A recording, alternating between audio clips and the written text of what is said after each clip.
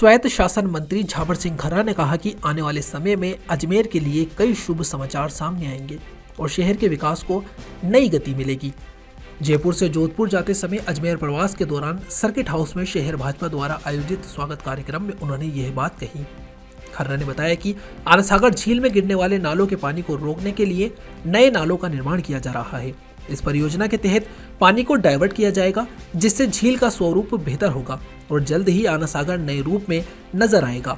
उन्होंने कहा कि अनियोजित विकास के कारण अजमेर में प्राकृतिक जल प्रवाह के मार्ग बाधित हुए हैं, जिससे जल भराव की समस्या उत्पन्न हुई है। अब इसके स्थायी समाधान के लिए कार्य किया जा रहा है और निकट भविष्य में शहरवासियों को इस समस्या से राहत मिलेगी। मंत्री ने 21 अप्रैल को प्रधानमंत्री नरेंद्र मोदी द्वारा रिफाइनरी के शुभारंभ का उल्लेख करते हुए कहा कि इस अवसर पर राजस्थान को कई बड़ी सौगातें मिलेंगी, जिनका लाभ अजमेर सहित पूरे प्रदेश को मिलेगा। उन्होंने मुख्यमंत्री भजनलाल शर्मा के नेतृत्व में प्रदेश में हो रहे विकास कार्यों की सराहना करते हुए कहा कि योजनाबद्ध तरीके से तेजी से काम हो रहा है, जिससे राजस्थान की आर्थिक गतिविधियों को प्रगति से मजबूती मिलेगी।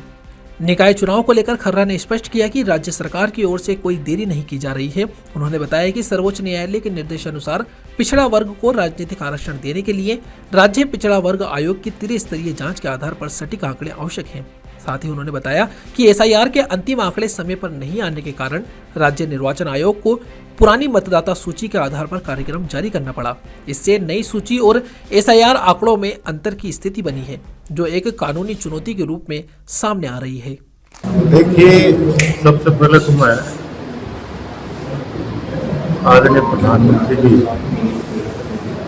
और केंद्रीय मंत्रिमंडल के सभी माननीय मंत्रियों का धन्यवाद ज्ञापित करूँगा, जिन्होंने जयपुर में मेट्रो फेज 2 की सैद्धांतिक स्वीकृति कल मंत्रिमंडल की बैठक में करी थी। साथ ही 21 अप्रैल को आदरणीय प्रधानमंत्री जी के हाथों रिफाइनरी का शुभारंभ होने जा रहा है। इस तरह और भी बहुत सी सौगातें भी आदरणीय प्रधानमंत्री जी अजमेर को लेकर भी आने वाले समय में आपको बहुत शुभ सूचनाएं प्राप्त होंगी। माननीय मुख्यमंत्री जी आदरणीय प्रधानमंत्री जी के मार्गदर्शन में राजस्थान के विकास के लिए जिस मेहनत के साथ काम कर रहे हैं, उसका प्रभाव आपको पूरे राजस्थान में विकास के कामों के जरिए दिखाई दे रहा है और आने वाले समय में ये और तेजी से विकास कार्यों का निर्माण पूरा होकर राजस्थान विकासशील प्रदेश से विकसित प्रदेश के रूप में परिणित होता हुआ हम सब देखेंगे और इससे राजस्थान में आर्थिक गतिविधियां बढ़ेंगी, राजस्थान की आर्थिक प्रगति होगी, रोजगार के अवसर सर्जित होंगे। ये आने वाले समय में राजस्थान के लिए बहुत शुभ संकेत। खर्रा साहब, आप अजमेर के विकास की बात कर रहे हैं। आना सागर की स्थिति आपने आज से 6 महीने पहले भी देखी थी। वर्तमान स्थिति वहीं की वहीं है। आना सागर में नाले आज भी गिर रहे हैं। पानी को रोकने का कोई आना सागर के पानी रोकने को लेकर जो नालों का निर्माण हो रहा है, जिनके जरिए उनको डायवर्ट करके साफ पानी आना सागर में आता है, जल्दी वो कार्यक्रम भी पूरा होगा और आपको आना सागर एक अलग स्वरूप का दिखाई देगा। आना सागर से मिट्टी निकालने की भी बात की जा रही थी, लेकिन अभी तक उस पर भी किसी भी तरह की कोई क्रियान्विति नहीं हुई है।